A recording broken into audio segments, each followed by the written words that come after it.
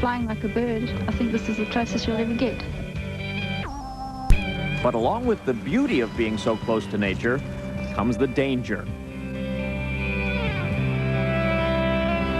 Across the farmlands, thermals are marked by dust devils. Some are huge, pulling dirt thousands of feet into the sky. And while they clearly mark a thermal, flying into one can mean danger for the paraglider. It can affect the wing. In other words, you can get collapses, you can change internal pressures relative to external pressures, and the wing can turn into a different configuration, generally non-flyable.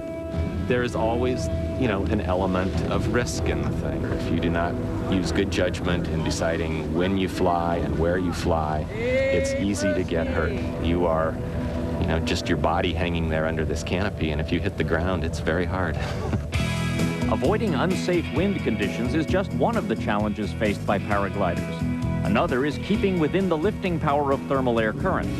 If you can't fly within the thermal, or if you can't spot the next one along your course, you'll soon find yourself on the ground.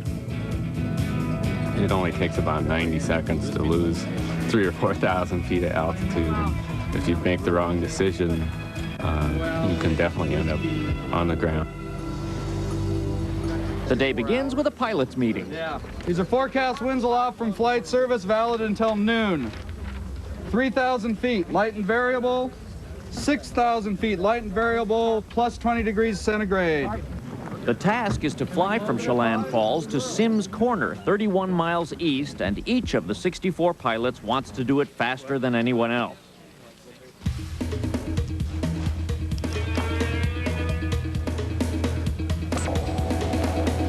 For the competition, we have a common start time. The tasks are all run on a photograph verification. What we do is we give them an open window to launch in. And an hour after that window opens, then we pull out a big tarp down in Chelan Falls, and they fly over the tarp and take a picture of it, and that's their start time. And then there's a goal line at the finish, and they fly over the goal at less than 1,000 feet, and we take a time, and that's the finish. The conditions are evaluated, rules defined. Okay, launch window 12:30, start tarp 2 o'clock. And in a flash, a dozen pilots launch one right after the other. Soon the sky is filled with turning wings, all searching for that elusive thermal, the one that will take them for an elevator ride 5,000 or 6,000 feet above the crest of the butte. The Federal Aviation Administration allows paragliders to soar as high as 18,000 feet, but the highest altitude reached to date remains under 15,000. Only half of the pilots who jump off the cliff today will make it all the way to Sims Corner. I got out here and spent the last half of the flight trying to come back down. It was harder trying to come down than it was go up. This is a week-long contest, and the points gained by crossing the finish line today can be erased by landing short tomorrow. But somehow the competition seems less important than the chance to share the glory of soaring through the sky. Everybody just dreams of it. Go out there with your buddies and cruise around in the clouds. We fly, we do what nobody else does.